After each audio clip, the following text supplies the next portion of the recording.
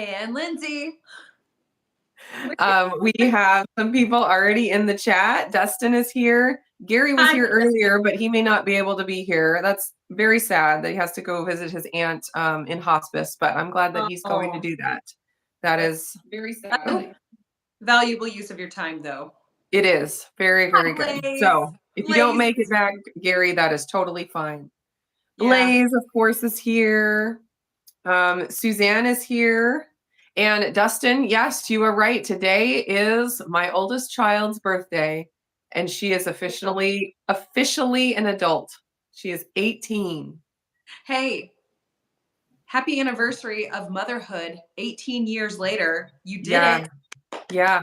I like to call Autumn's birthday the first day of autumn. That is precious. Although I find it would have been a little bit more applicable if her name would have been Summer. I know. Yeah, I know. That people always ask that. They're like, were you born in autumn? She's like, no. They just liked it better than the name Summer. Well, I tell you what, one of the pilots, his wife, her name is April because she was born on April 1st. Oh, hey, that's fine. That's good. It was better than the other name they had planned for me, and I was due in March, and so it was better. Well, that's good. I'm glad it worked out that way. Apparently, when before I was born, if I was a boy, my parents were going to name me Roland Blake. Okay. So, I'm glad I turned out to be a girl. Just keep rolling down. Roland sounds like a bratty millionaire child. It could be that, or else I was envisioning. I apologize to anyone out there named Roland. I really do. I was envisioning somebody from like the 1930s that was working on a railway. Okay, yeah, that works too. That's sort of where my brain went, but I mean, we're not always the same. Mm-hmm. That's true. Debbie Armstrong is here. Texas Deb, Tex Deb. And Miriam is here. Hi, Miriam. Hi, Miriam. So Michelle said she is back. She's missed the live the last few weeks. Oh, no. Because her daughter got married. Well, at least there was a good reason. Congratulations. That's amazing. Yeah. It is pretty wild when your children become adults and start doing adult things. It's just like so strange. Well, then I was 21 when I had her. So she's real close to like the age that I was when which is crazy. That is weird. I have a feeling that my oldest will not be my first adult. My middle will be the one to become the adult first because the oldest has no desire to grow up. Okay. Yeah, that happens. Like, Levi has been telling me that he wants to stay this way forever because it's more fun. Of course. I can't argue with. He is wise beyond his 5 years. He really is. I mean, there's not a lot that's exciting about growing up. You really have it made when you're a kid. Right? 10 out of 10 agree.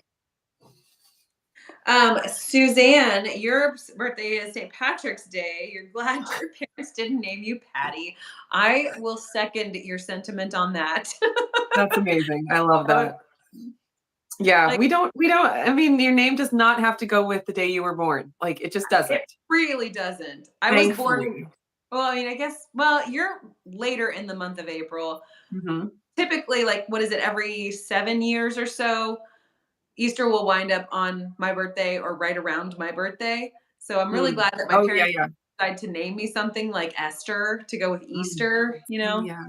That's just not a cute name, though. I think I wonder if Esther will come back around as, you know, an old name because there are a lot of those.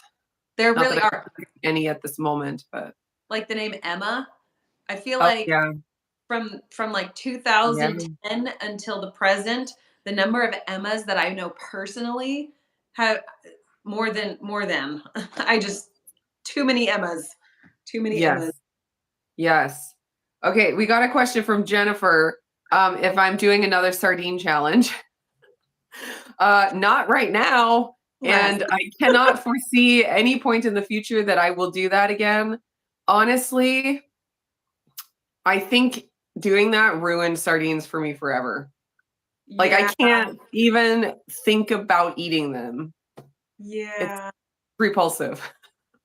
Well, and I thought that I would, get used to it and start to like it as I ate more. No, had the opposite effect on me. So yeah, that's a big old negative. Also, Jennifer, your little idea that I should join Nili on a sardine fast or a sardine challenge, it's going to be a no. Like, yeah, I full took one stop. for the team on that one.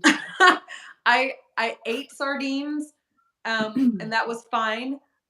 But being allowed to eat other foods was my saving grace in that time frame. Yeah. Also, I learned that I'm not supposed to drink the oil. Apparently, that was wrong. So clearly, I am not cut out for challenges because I do them wrong. Because I But cannot they're not. so entertaining when you do them wrong. So it gets the clicks. Yes. You should make a short of that clip of you like, ghoul. It would go viral. I guess we're doing it. I mean, like, Oh, I am somewhat of an impulsive person. So whenever it's like the decision is made, it's like, okay, it is we're made, doing it it. is done. It's not great. I love that. Miriam, thank you for the compliments on my hairs. I just got them cut yesterday. Super cute. I feel so much. I feel so much lighter when I washed my hair today. I was like, oh wow, it stops. That means less product. Yay! we're saving money on the conditioner. It's great. Uh, um, let's see. Somebody was saying, Andy said her middle name is Noelle because she was a New Year's baby, which I like that name. I mean, sometimes it just works out. Yeah, for sure. That's very Hey, cute. Kathy is new here. Hello. Welcome, Kathy S. We're glad that you popped in and are going to spend a little time with us. Yeah, Neely has tons of amazing egg white bread videos. So lots of And then content there's to fully absorb or consume. And then, yes, the sardine videos are there for anyone who enjoys watching other people be tortured and uncomfortable and do things that are not pleasant, which that is a really popular thing on YouTube. So apparently that's what I got to do to get the clicks. Drink sardine oil, do sardine challenges. That's what the people want. I mean, unfortunately, it's not a detriment to our health, just to our emotional well-being. Yeah, our stomachs can sometimes feel differently, though. For sure. Agree. Oh man, when I was the very last meal that I had was the fourth day for breakfast because Dr. Boss says you have to end with a. Anyways, like I did the bacon wrap sardines, and like I take a bite and taste the bacon, and as soon as the sardine taste hit me, I'd be like, oh. Like, even the bacon and the barbecue sauce was not enough to like make my stomach not like want to expel it. It was so bad. Yeah, I will say when I tried my 2 different tins of sardines, the hot sauce was very key for me, like a very vinegary hot sauce. Okay. Me tremendously on downing it. I mean, it wasn't so bad, right? The first 10 of your sardines, you're like, okay, I can do hard things. That wasn't terrible. But to be honest with you, if I were to go through and do that, I would just feel like I was, you know, the movie Inside Out from Disney Pixar. I would be sadness the entire time. I just drag me around the floor. I cannot. I'd probably be anger. I would need, and I'm joy. Actually, that's not true. I'm actually anger in that one. I'm naturally anger. I just blow my top whenever, and I don't know what I would do if I was sad. Yeah. My family would worry about me. They would call WellTech. Oh man. So the only saving grace for me for the challenge was that I was absolutely not hungry. Like that was actually pretty magical. Like that feeling of eating some sardines and being like, I can't eat for 12 hours, not literally, but it's like, that's how I felt. I was like, this is crazy. And I wondered, like, I don't think I would ever do this, but I wondered if you like put dehydrated sardines in a pill and took like a handful of them and without tasting it, like, is the tasting of it part, because obviously when I taste it, I'm like, I don't want to eat anymore. Yeah. But if you just had it go into your stomach without tasting it, would it have a similar effect? I can't help but think that a new experiment video is on the horizon. We're typing it. We are typing it. It must happen at some point. This is gonna be our new diet pills that we're gonna market. Just take a handful of these and you won't want to eat for a month. Sorry, you read some things. I gotta type. Oh, Dustin says, oh wait, no, I lost it. Sardines are a yummy snack. I don't want to do a fast with them. That would ruin them. Now, Dustin, I'm surprised that you like sardines, considering that you and Chandra are like the king and queen of not liking things and of all things to like. That one. Sardines, I mean, that's amazing. It's off brand for you, Dustin. It is. So, oh, yeah. Does Chandra like them? That's what I want to know. Because she's more, I mean, maybe she won't try them. Dustin? Thank you. Oh, she won't try them. He won't try them. Yeah. That's not surprising. Tell her she made the right choice. I got so many comments. I mean, first of all, I got so many comments. It was amazing. Lots of people had thoughts and, wanted to comment about how they enjoyed watching me and not enjoy sardines. But I got tons of comments saying, oh, I did this to the sardine and it made it palatable. I did this and I like it. I did this. And I was like, I tried a lot of those and it never worked out for me. So if you do find a way that you like sardines, like, more power to you. That's awesome. Stick with that. But man, I just couldn't find it. And like you said, the first couple of tins were not bad. Yeah. And maybe that's because I just had the boneless, skinless. And there's not a ton of olive oil in the Seasons brand from Costco. No. And it just tasted like, dry tuna fish, which is not pleasant, but it doesn't turn my stomach. Sure. But maybe if I were to ever do it again, which I cannot say that I will, I would probably just try to stick with that brand and not try to push it to the skins and the bones, even though I know those are crazy healthy. Well, maybe because I did get the same, satiety effect from the skinless, boneless. So I don't know. Yeah. Which sardine meal was the best? New Mexico nurse is asking. I think it definitely was the breaded when I dipped in tartar sauce. You did that was the best. But I think if I'd eaten that kind of a meal every time, I wouldn't have gotten the same results because, well, first of all, it had a little more protein. It also was way higher calorie because it had the breading and it was fried. So it soaked up some of the oil, and the tartar sauce was high calorie. So part of the magic, I think, is eating super low calorie. Like, you're just not going to get as high ketones if you're eating more calories and protein. Yeah. But it definitely was the tastiest way. The waffles were also fine. It tasted like a tuna cake or something. So I say waffle, but it wasn't like a bready waffle. It was just the breading and the waffle and some butter. So it made it kind of like a tuna cake. Yeah, I saw it and I was like, yep. Yeah. I would be throwing that waffle iron in the trash. Yeah, I had to really scrub it after that. Because everything here on out is going to taste fishy. And then your kids are going to, this is fishy, Mom. Yeah. Well, I was actually really worried that the smell would never come out of my air fryer after that was a big mistake. That was a big mistake. You should have used an older air fryer to cook them so you wouldn't, cross-contaminate. Yeah, all right, that one's going in the trash. Well, it was so bad. So I cooked them. What did you say? It would be heartbreaking if you had to toss that in the trash.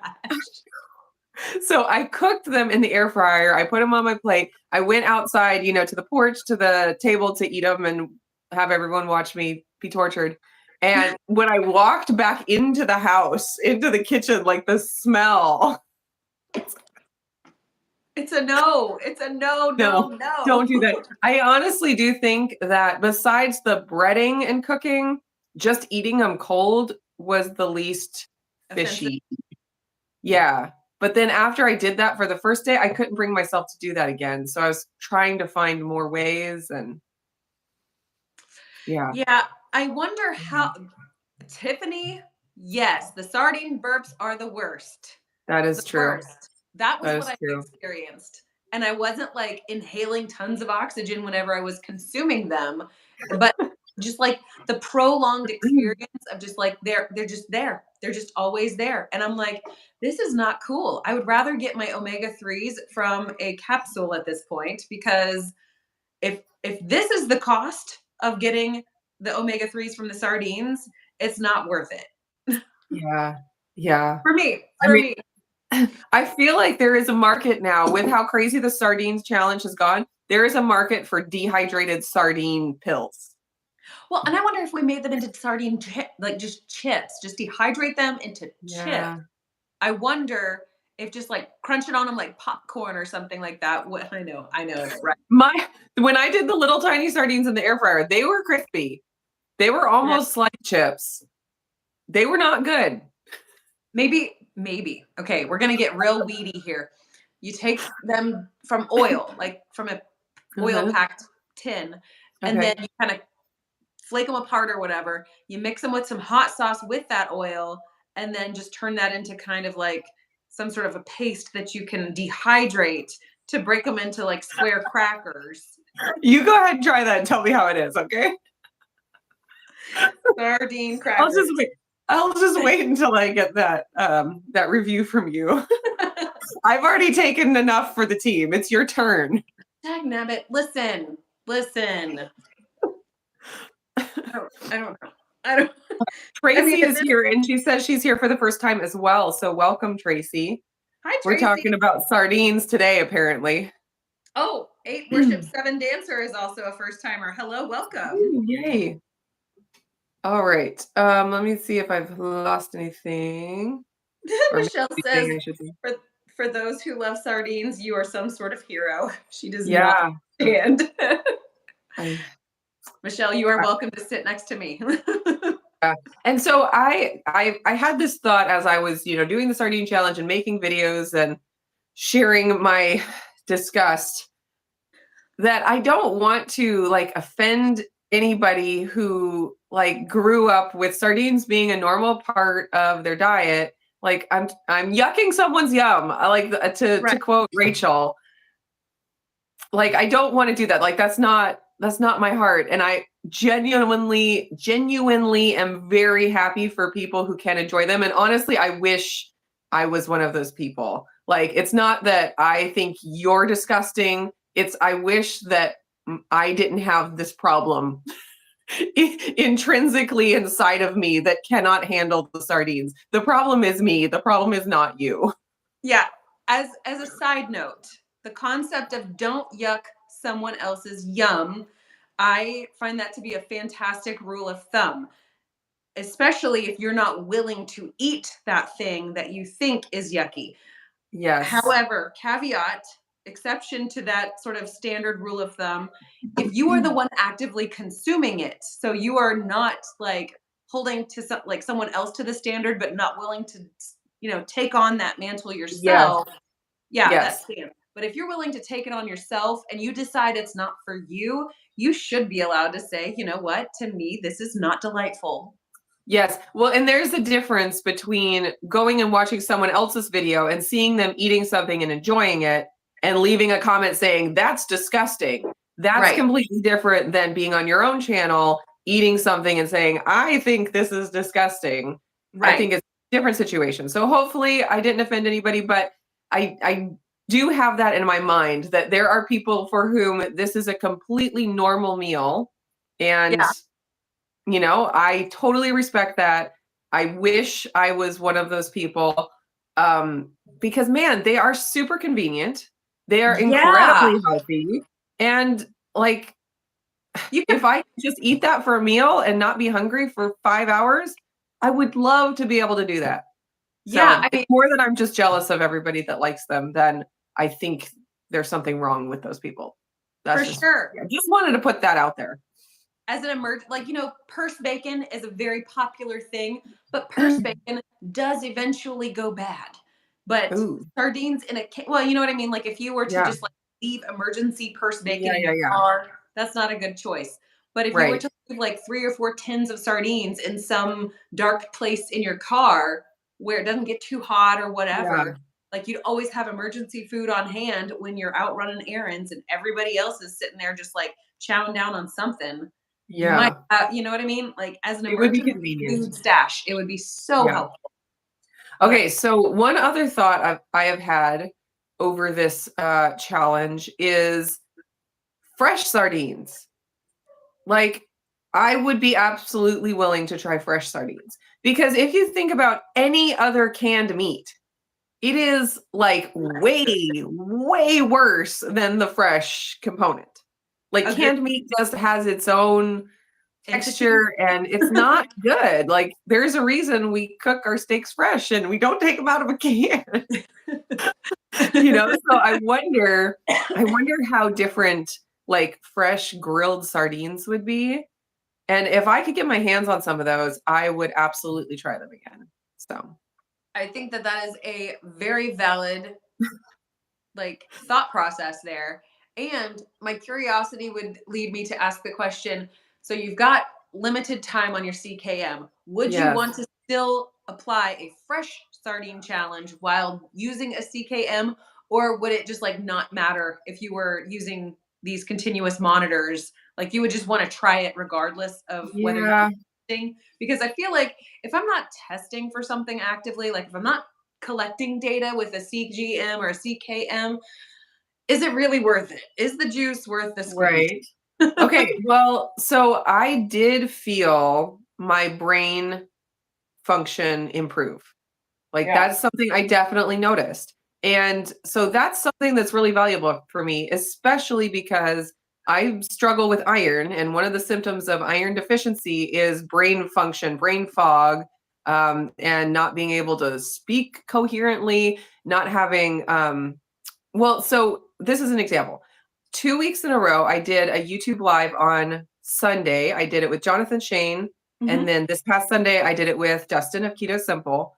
And I was remarking in my own brain about Dustin, what? Dustin, we're like a duo here. So like you couldn't have the both of us? Like what? No, I'm just kidding. Like Dustin left me out. It's Yeah, fine. well, as an aside, I really would like to get some kind of a software so that we can do more than just two people on a live. But That would be that's for another time. Anyways, when my brain is not functioning to its peak capacity, I cannot keep track of questions I want to ask while I'm listening to the other person. So, like when I was listening to Jonathan, this was before any of the challenges. It was like I would think of questions in my mind, and by the time he finished talking, I had forgotten the question I wanted to ask. You know what I mean? And so it's like he'd he'd stop talking, and I'd be like, "Oh my gosh, what was it? What was it I was going to say?" And then, but when I have a little bit more ketones, like I have been, feeling for the last 5 days now, yeah. it's like I can track better if Yeah. that makes, and I can keep thoughts longer, and it feels like I can talk and think at the same time rather than just one or the other. Yeah. That Or talk or think and listen at the same time instead of just one yeah. or the other, if that Right. makes sense. Having That makes different trains of thought. that yeah, that totally like that resonates with me because I struggle all the time with constant mental distraction, or like I get lost in whatever somebody is saying and I have a fleeting thought but I can't capture it and hold it. And that's Yes. talking to other people, that is talking to my own children. That is me just like standing in a room and all of a sudden an idea comes to me. I take 2 steps and I've lost it. Yes, yes. And So, when my iron is, in the lower ranges that it has been, that is a big problem where it's like I walk down to the basement, I'm like, why am mhm. I here? And then I have to go back up and then, look around at what I was doing before and then, oh, that's what it was. And then I've trained myself. It's so crazy. I've trained myself to like repeat it as I'm going just so I don't forget it. It's like Yeah. that's not normal. I mean, it's Well, normal, but it shouldn't have to be that way. sure. Like your brain can function at a better level. And Yeah. so it was really interesting, or it has been really interesting for me to see that brain function increase with my ketones being a little bit higher. Yeah. Because they were, between zero point 0.2 and zero point 0.5, and Right. then bring them up to between, zero point 0.6 and 1.4. It Mhm. was a noticeable difference. And Yeah. that, I mean, and so there's this whole like, don't chase ketones, chase ketones. You're not in ketosis if you don't have ketones, like prove it type attitude. And then the other side is like, you'll get lost in the weeds. You don't have to chase ketones. You don't need to have high ketones. And it's like, I see validity on both sides of that argument. But Yeah. for me, it always comes down to how I feel. So I'm not Mhm. gonna just attach myself like, yeah, that makes more sense or that makes more sense. And I'm going to just do that. I'm going to experiment and I'm going to see how I feel. And if Yeah. I genuinely feel better chasing ketones a little bit, that's what I'm going to do. Not because of some, guru telling me either do it or don't do it. It's going to have to be on how I feel.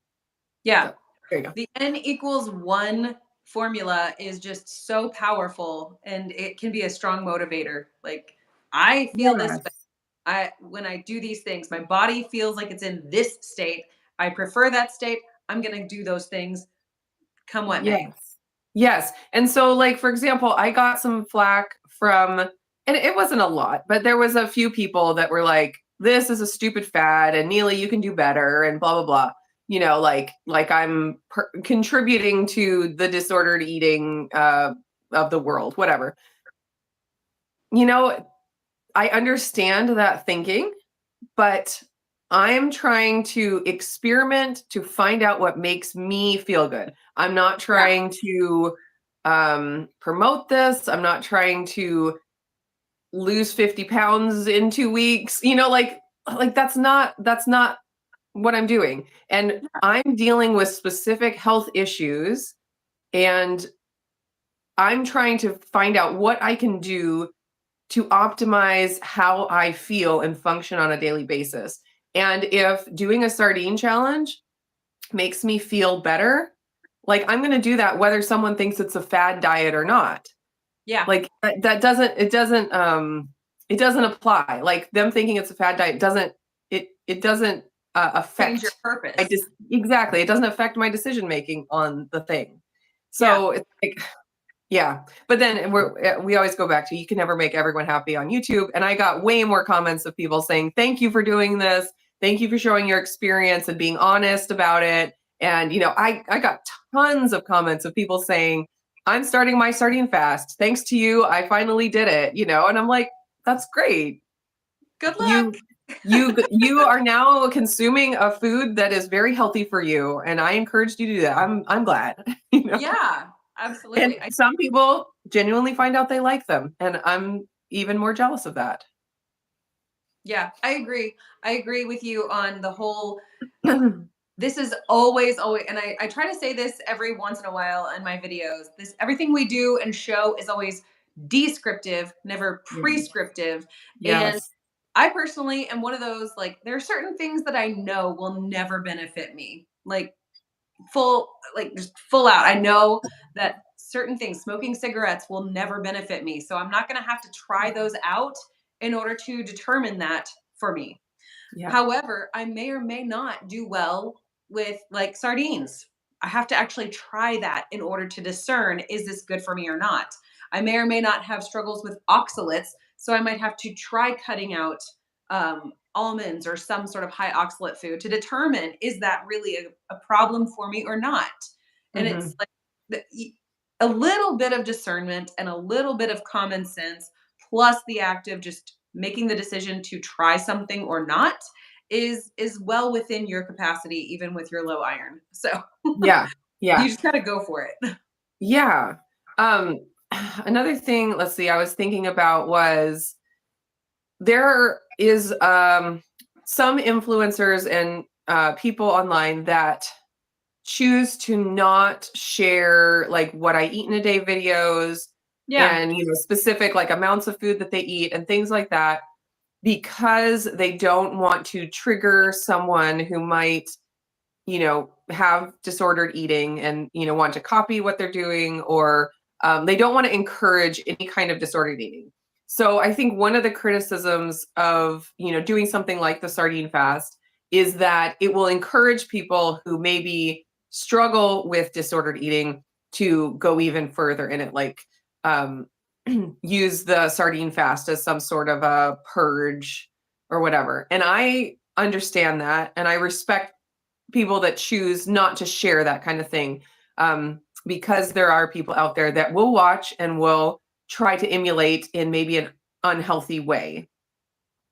So I do struggle with that. I think we've talked about this before where it's like, do I just choose not to share things because someone might interpret it and use it in an unhealthy way? Or do I allow people the freedom to make their own choices and just share my journey, knowing that some people will just enjoy the information and maybe use it in a healthy way, and other people are going to use it in an unhealthy way? And it's like, I don't think I can control how people use the information. And like, we all have to just make our own decisions and take responsibility for our own actions. So, like, for example, if someone were to take one of my egg bread videos recipes and say I'm going to only, since this is so low calorie, I'm going to only eat that for a week, and it's super unhealthy for them to do that. Like, is that my fault because I gave them the recipe? No. If someone sees my sardine fast and says I'm going to go on a sardine fast and eat only 1 tin of sardines a day for a month and it's super unhealthy for them, is that my fault for putting out the videos about the sardine? Like, I don't think so. And so I understand, like, if I were a doctor who was writing a diet program or some kind of a protocol or whatever, then there would be a little bit more of that kind of responsibility on me, I think. And so maybe at that point, I would choose not to share as much of the experiment stuff um, when it's not something that I'm specifically saying everyone should do. But that's not what my channel is, and that's not who I am.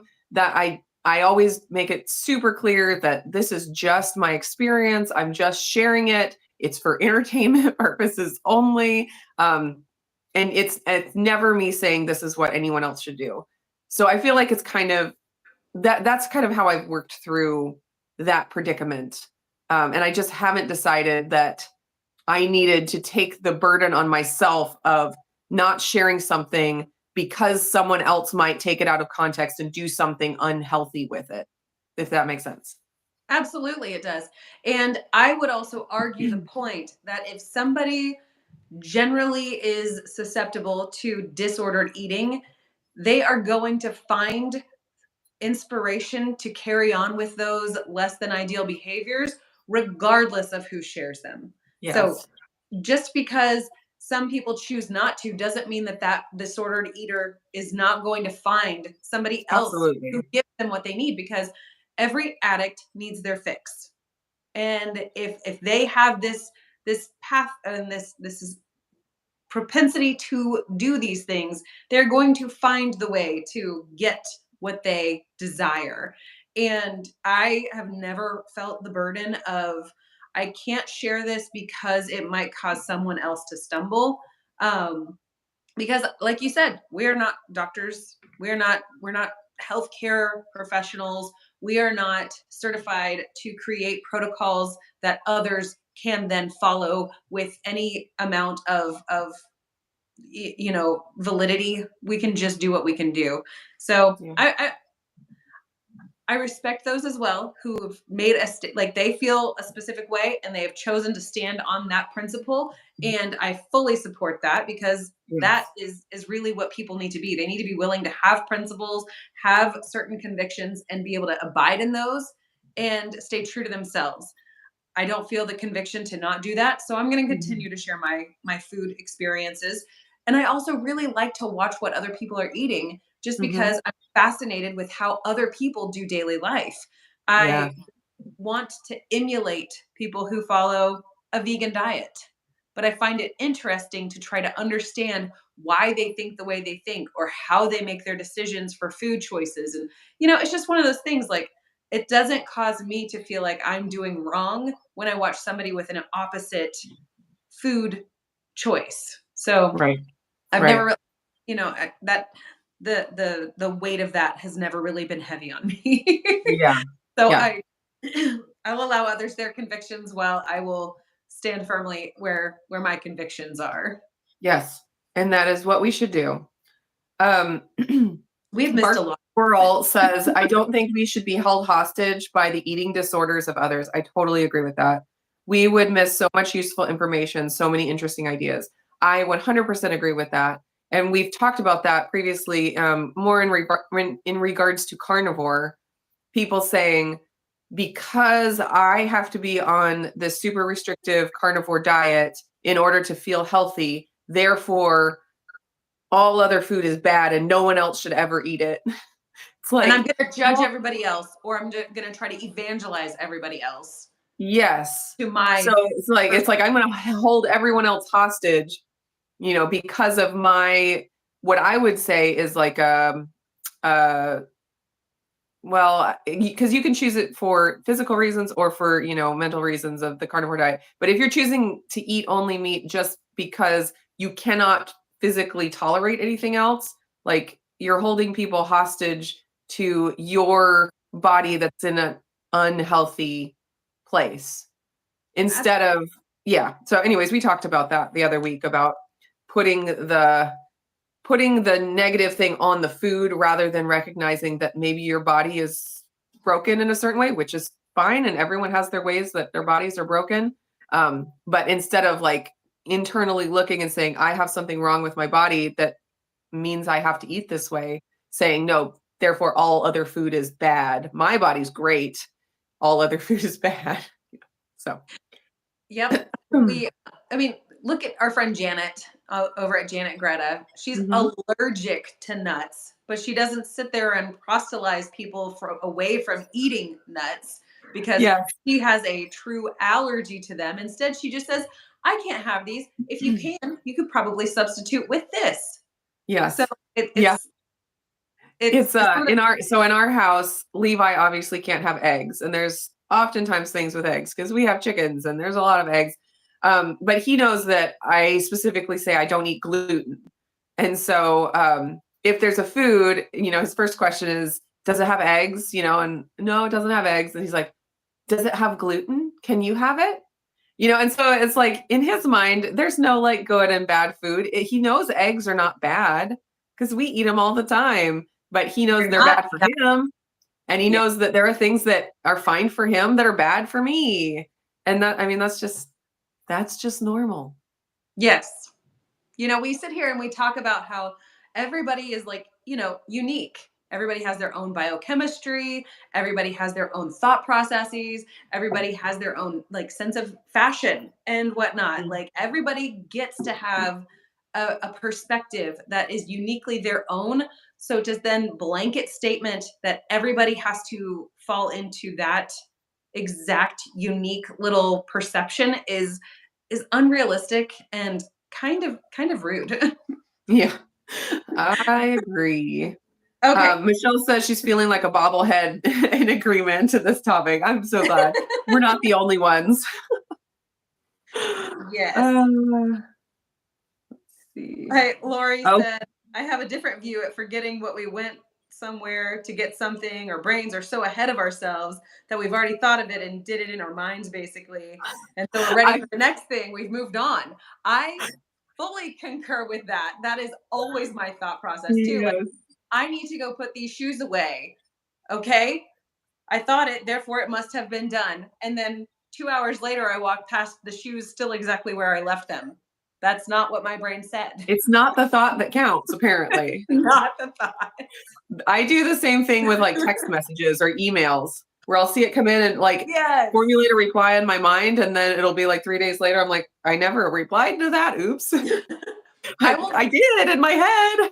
I will go so far as to start typing a reply on a text, get distracted, and then assume because I maybe typed like 4 or 5 characters in the little text box that, oh, it must be done. I shall move on about my life. Yes. So many things to think about beyond that. Indeed. All right. There's one question here from number 24 CIF fan. It says, seems like the best part of the keto diet is not ketones, but the absence of carbs. What do you think about that? I guess I would ask some follow-up questions to better understand.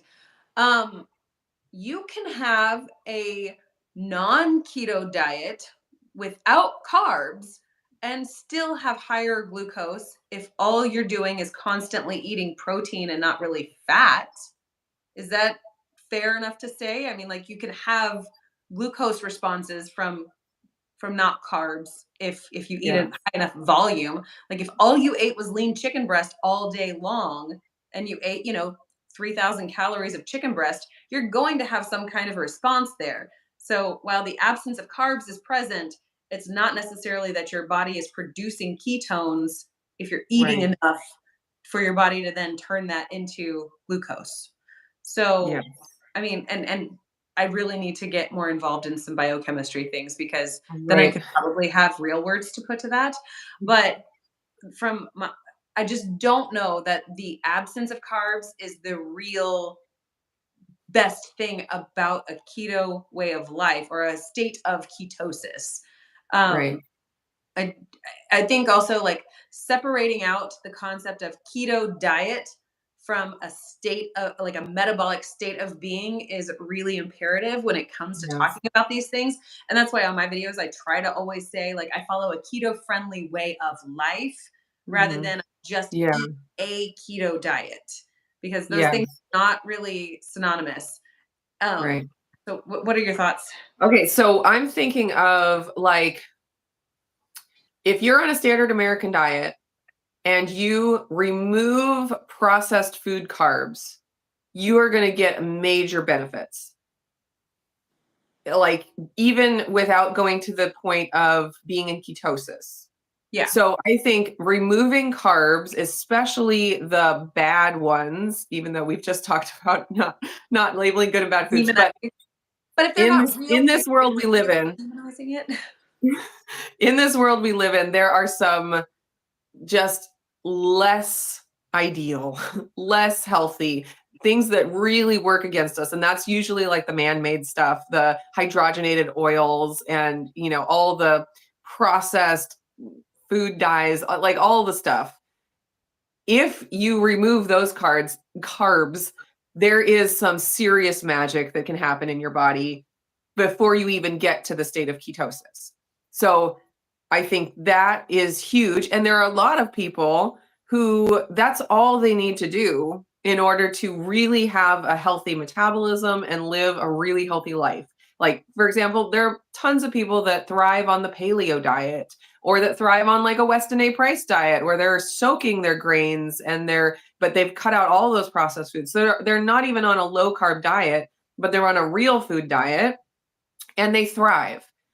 Some people who are more metabolically damaged, they have to go further than that. But there is a magic to cutting out processed carbs. And when you cut out processed carbs, typically you're reducing your overall carbs. It probably is unusual for someone to cut out processed food and increase their honey and fruit and things like that so high that they're eating the same amount of carbs as they were eating the processed food. So I think that's a huge thing. Ketones, and I'm learning this as I'm doing these experiments, can have an additional benefit. So I wouldn't say one is more important than the other. I think they're cumulative. And obviously you can't, unless you do exogenous ketones or super low MCT oil, you can't really get high ketones without the reduction in carbs. So it's like you get a huge benefit from reducing carbs. And then if you go even further, you get a huge benefit from having circulating ketones. So they build on each other. They're not like competing. That makes sense. Like your explanation was much better. Well, but and then you're also right with it's not even just about the carbs when it comes to ketones, because as we know, eating protein can inhibit ketones. And whether that's a problem or not is really hotly debated. Some people say it doesn't matter and you basically can't overeat protein. Even though you see that ketone number go down, it doesn't matter. You're still in a fat burning state. You're still eating a keto diet and it's all fine. And then others that say, if you're not showing measurable ketones in your blood, you're not in ketosis, you're not on a keto diet. So you can go back and forth with that for forever. But like I said earlier, it's coming down to how I feel. So if I do a experiment and see that my ketones are sitting at like a 1.0 and I feel better than they were at a 0.3, then I have that information to work on for my own self. I don't have to declare to the world that everyone needs to have a 1.0. I can just say, I feel better when I have a 1.0. So I'm going to take the steps to make that happen. So anyways, I hope that was helpful. I don't feel like they're competing. I feel like they're cumulative and they build upon each other. Agreed. All right. What else?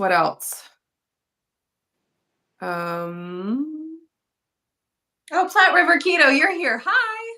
Yay.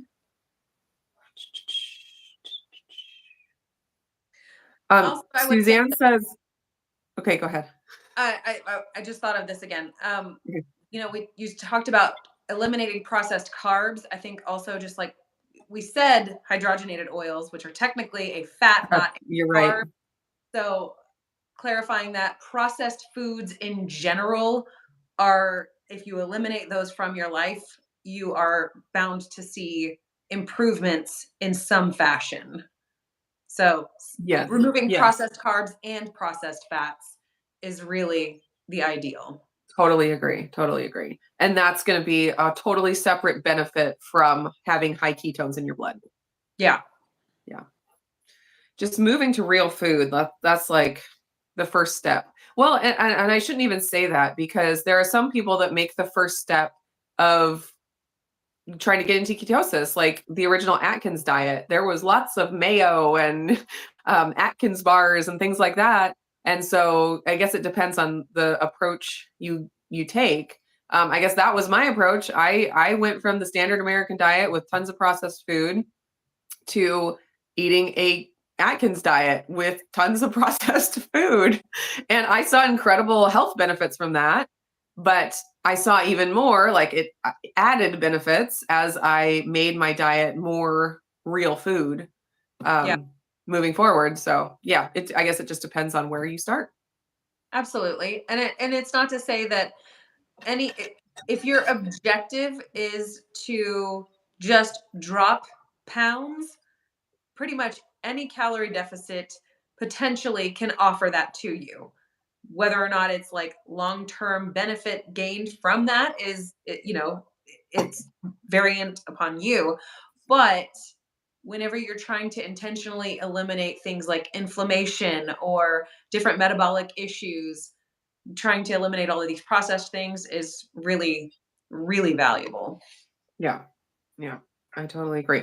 Oh, and kind of piggybacking on that, I had a comment on my video from yesterday about the birthday cake keto chow, which, by the way, is freaking delicious. Oh my gosh, I think it's my new favorite flavor. I went and I ordered 12 of them because it's like they're so good. Magic. Anyways, have you tasted it yet? No, I'm in the middle of something where I can't taste it yet. Yeah, we'll give a teaser about what we're in the middle of here in a little bit, but because we're in the thick of it. There was a comment from a regular subscriber, and she's made the same comment before about how she doesn't understand people eating keto chow because it's a processed food. It's processed powder, and like I thought we were doing everything we could to get away from processed food. And there was a lot of comments after that talking about keto chow and how they're very transparent about everything that's in there. They use quality ingredients, blah, blah, blah, blah. And my response was, what? Which is all true. Yeah. The response my response was, first of all, I've never said that my ultimate goal was to get rid of all processed foods. Same. There is variation in quality of processed foods. So when we are talking about processed foods and we're talking about like the hydrogenated oils and the, junky carbs, like that's what I'm talking about when I say get rid of processed carbs. And I think processed carbs is a good term for it. Although there are, not as healthy low carb processed foods as well, like Atkins bars and things like that. So I don't want to throw out the idea that processed food in any way is a negative. And I loved what Chris Cooking Nashville said on one of his recent vlogs, talking about, it was so genius. And it's like stuff that I knew, but I'd never heard it articulated the way he did. And I was like, that is brilliant. But he was talking about how much work goes into making ground beef. If you have never killed a cow, skinned it, processed it, there is so much work that goes into making ground beef, and it's all processing. Like that's processing the beef. Whenever you go and you take down a buck and then you process the meat, that's the point. You process fruits and vegetables if you preserve them in canning or freezing or anything. Keep going. I'm sorry. Keep going. No, that's totally fine. And I was like, that is so brilliant. And so there's this idea, especially in the carnivore world, that food should not occupy any of our brain power. It should be easy. It should be simple. And like, I don't have to preoccupy myself with food because I just go to the store and buy a steak, or I just go to the store and buy ground beef. And you're like, that's great, but it's not simple for the person that processed it and got it ready for you. Like that's a very entitled opinion that I should be able to not think about my food at all. I should be able to just go to the store, pick up my pound of ground beef, cook it and eat it. And that's how everyone should live. There is a ton of work that goes into our food, first of all. And then beyond that, it's processing. So the American or the Western industrial food complex has taken processing to a place of unhealth with the very cheap ingredients, GMOs, hydrogenated oils, like all of those things. They have taken processing to an unhealthy extreme, in my opinion, personal opinion. But that doesn't mean that what? There's Chris Cooking Nashville. Oh, there he is. We were just talking about you. Anyways, they have taken processed food to an unhealthy level. And so when we talk about processed food, like that unhealthy level is what we're referring to. But there is processing that we all do of food. Even if you just go to the store and buy steaks, even if you go to your local farmer and buy their local beef, there was processing that had to be done to that beef. Like, so we have to be able to distinguish between bad processed food and good processed food. And again, I'm using the terms bad and good. Hopefully you guys understand what I mean. But like I use a lot of, because the comment I got was about powdered food products. And I was thinking about how many powdered food products I use. It's a lot. I mean, egg whites, butter powder, keto chow, prime protein, element. Like I use tons of powdered garlic powder or pepper how dare I?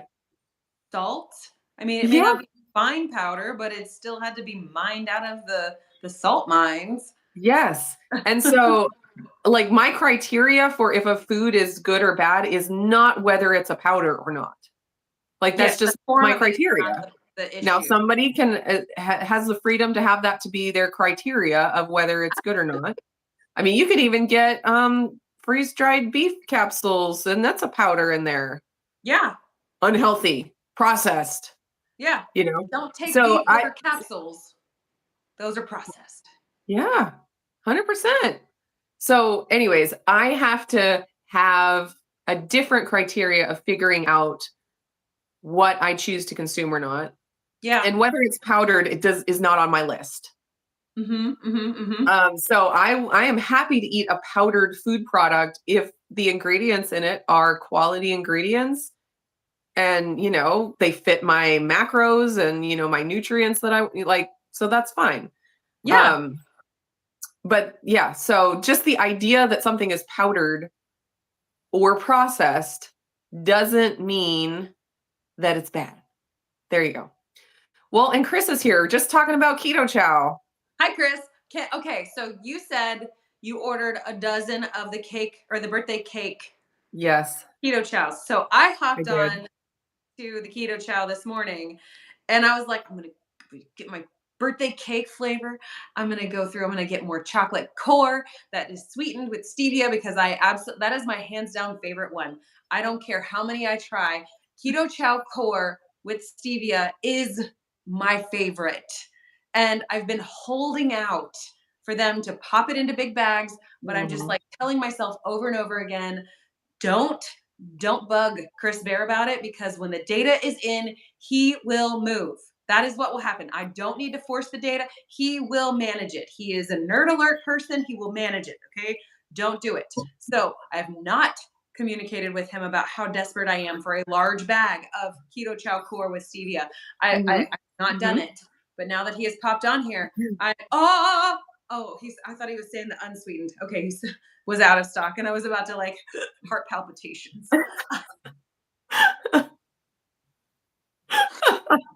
It's a problem. Ah. So I go on and I see that sweetened is out of stock, and I'm like, why do we bother? Why? Why can't we just have a big bag of core with stevia? Please, Chris, I'm begging you.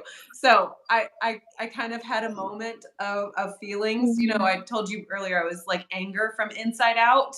I may or may not have had one of Yes. those moments. Uh-oh. Uh-oh. Lindsay's very passionate about that keto chow. I really am. It is so problematic for me. But all of that to say, when we get done here, I can pop over and I will order unsweetened, even though I don't want to improve the sales data for unsweetened because I really want sweetened back in stock. Like there's the dilemma for me. I want the keto chow core because it's hands down my favorite. Mm, I want it with sweetened and I want it in a big bag. And I yeah. want what I want, dag nabbit. Yeah. And why doesn't everyone else want exactly the same thing you want? This is not about Everyone should preference. want exactly the same thing I want. Yeah, it's not about Be the preference. It's same way about I what's am. right Eat the same way I do. How dare they think different because things? I'm right. Well, Exactly. Ah, okay. all right. All right. Let's read some Well, comments here, Michelle is folks. here. Michelle Okay. Stauffer. So Dustin over at Keto Simple mentioned the hyper palatability of these processed foods. Ooh, And yeah. that was something that I was also thinking as you were talking about that was not only are like I feel like okay, let's what is some sort of a topic that is just a topic, it doesn't have morality like attached to it. I think that way about food doesn't necessarily have it just doesn't have morality. Yes. There are things that benefit and there are things that detract, but it doesn't have morality. Now the people who create the food, they fall under the realm of are they moral or immoral? So like the hyperpalatability thing, is it moral to Mm, cause or like to uh, formulate foods that are so hyper palatable that it causes people to be addicted to them, that then causes a deterioration of their health, that is a moral issue. But the food itself has no morality. Right. And so that was something that I was kind of thinking through as well. Like a car doesn't have the ability to kill somebody if you run over, like it can't not operate itself. Mm-hmm. However, the person Yes. behind the wheel has the capacity to do something like that. Just Right. like a scalpel for a surgeon is not the culpable party in any kind of errors or any kind of successes. The person wielding the tool is the one who is culpable. So it's just one of Right. those things that Right. it's we It can't. does, Go ahead. it does get tricky too, because like we all want to make, well, not all, but I want to make food taste good. Like when I create a recipe, I try to make it taste as good as possible. Yeah. Um, and it's like the food industry has just done that. But they have so many tools at their disposal that they have taken it so far that and so I don't think the desire to make food taste good is bad. And even the companies on this progression that they've been on of making these foods bad or making these foods taste good. Same thing, tastes good and then it ends up being bad. Where are those ketones? I don't think that that's necessarily wrong. Now, when the data comes in that these foods are so addictive that you're seeing these people not be able to control themselves, and there's so much unhealth coming that's connected to those food products, then that's when the morality comes in, where it's like, now I need to decide if I'm going to choose to continue to do this knowing the negative ramifications, or am I going to make a change? So Yeah. I just think that we all, like as humans, we have a drive to get the most delicious food. And actually that's like a primal thing, because it was like, if we taste a berry that's really, really delicious, like that's our body's way of saying, keep going back to that spot, that keeps us alive. So like it's not a bad thing. It's just when it's abused or taken way too far, that it becomes a problem. And then the morality comes in when you're like, I know, these cigarettes are causing lung cancer, but I want the profit. And so I'm going to continue to make them and market them and try to get people hooked on them as young as possible. Yeah. Wrong, bad. That's when it becomes bad. Your cartoon camel. Exactly. But also, side note, like there are some people who are in the capitalistic world who are not driven to exploit their consumers or their customers. Yes. They're people who are, they are providing service to, like there are people out there who are not willing to cross lines.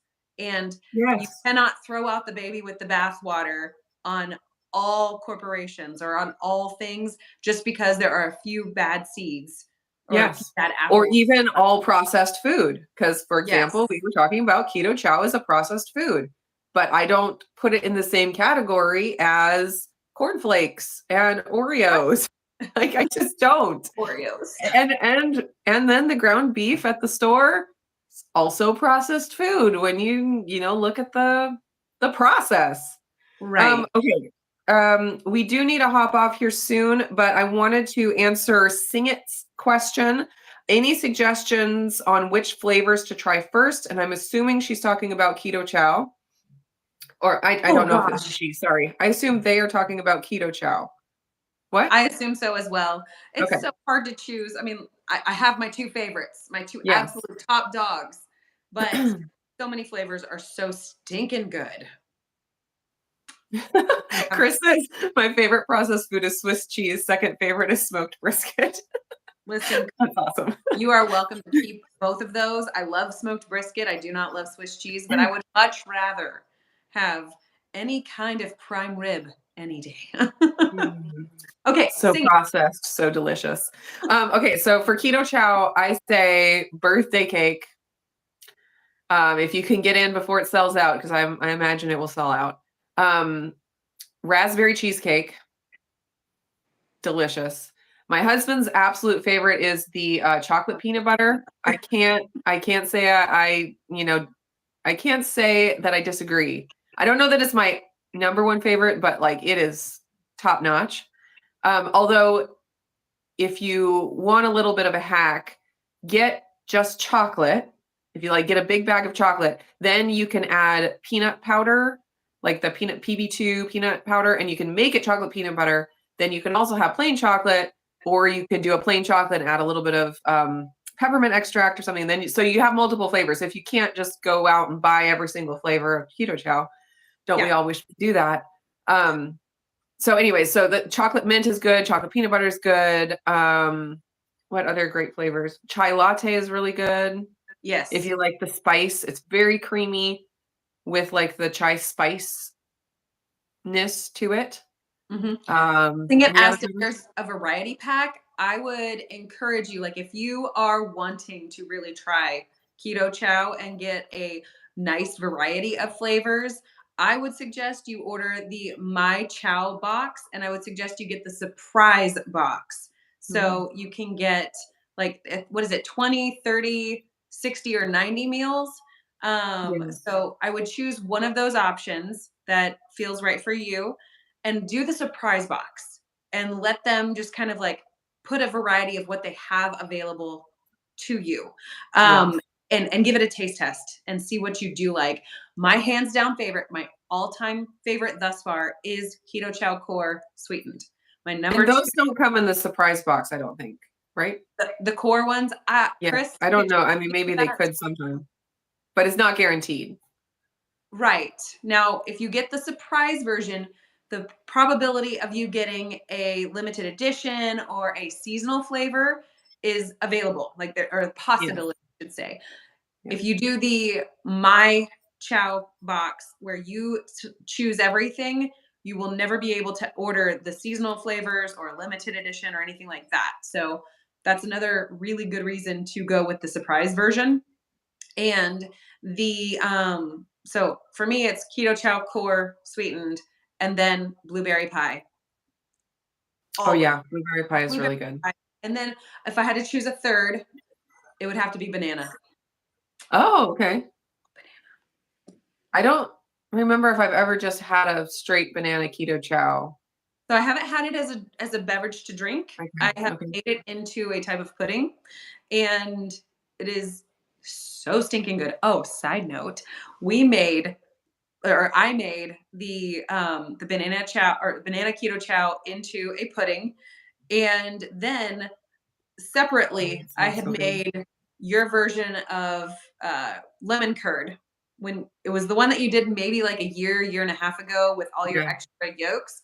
So I made that version, and so I had done those on like 2 separate days, and I had them in the fridge, and I pulled out the banana keto chow pudding, and I was tasting it, and I said to Jared, I was like, "Hey, babe, taste this," and he was like, "That's pretty good. That's pretty good." And then he said, "Well, wait a minute. Didn't you make that lemon curd?" And I was like, "Yeah." He said, "What if we put them together?" And I was like, I have questions and concerns, but I can't tell you what to do.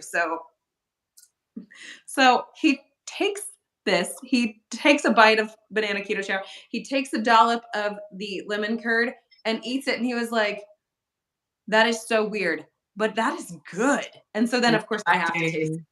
And I was like, okay, okay. Because, bananas have like a lot of that like heavier, creamier, sweet flavor. The lemon curd having that tartness, just like it actually worked. Interesting. I will have to try that. Okay, I was also going to throw in that Keto Chow does have like the essentials pack and some other different sizes of packs that have like, I don't know, 6 or 8 different packets. So if you can't like go all the way to a surprise box, because they are spendy and you just want to make sure you actually like it, they do have those, and those come with like the shaker bottle and all the info about how to mix them up and all that. So you can buy like a smaller sample pack there. Like a starter and I think they're discounted pretty if you buy the sample pack. So it's a pretty good deal, if I remember correctly.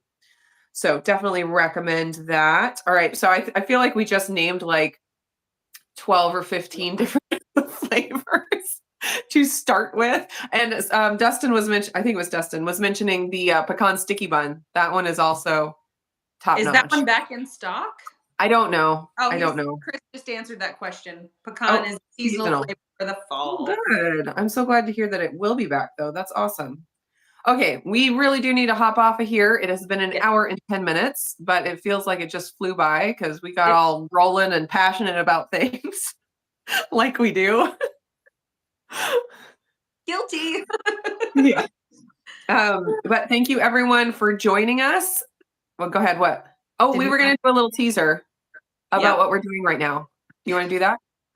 So Nili just finished her sardine challenge. We talked at length about that. And because she finished it and she's got limited time on her CKM, we talked about potential for other challenges, and we have decided to jump into an egg fast. An egg fast. Yay! I did have 2 days off in between, just in case anyone was wondering. I didn't go straight from sardines to egg fast. But yes, we are on day 2 of our egg fast right now. That's right. We are filming it, of course. So we're doing it together. We're egg fast buddies, which is really fun. And we are filming our, experience with it. I've never done it before. Lindsay has. I love an egg fast. It's so simple for me. It takes no effort. It is very simple. So we will be having our videos for that. The first one will come out on Thursday. So you can look forward to watching us go through the egg fast. I'm sure it will not be as entertaining as the sardine fast because eggs taste good. So I apologize. I should have picked something more disgusting for entertainment purposes. I am doing my best to be as entertaining as possible. So I think you will be. I have a hard time being entertaining. For trying to be entertaining.